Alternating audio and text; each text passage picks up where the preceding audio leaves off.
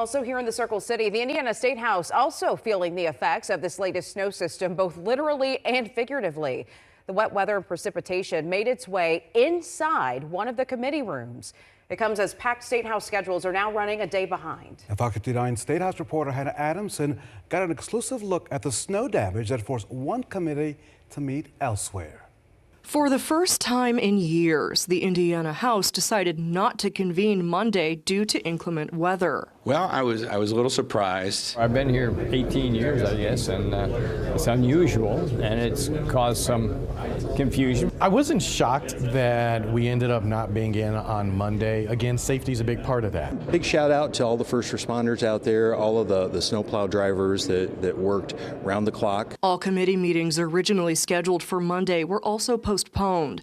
The delay forced lawmakers to postpone an important legislative deadline, giving them one more day to vote on any bills still stuck in committee. I think everything was taken into account so that those committees, the bills could be heard and we could get back on schedule. Committee deadline was supposed to be Monday. Obviously, that's been moved back.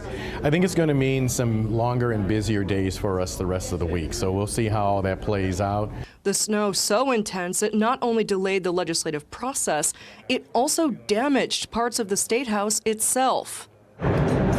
One committee room suffering from multiple leaks in the ceiling, with staff covering up microphones with plastic bags.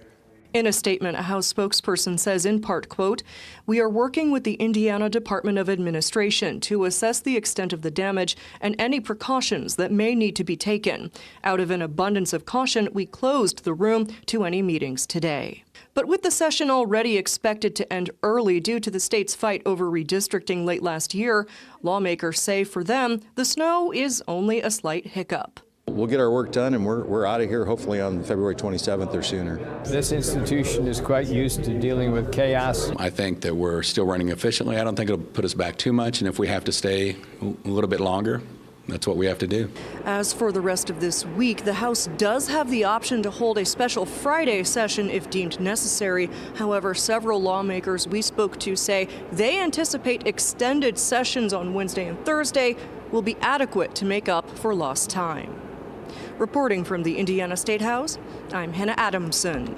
Hannah, thank you.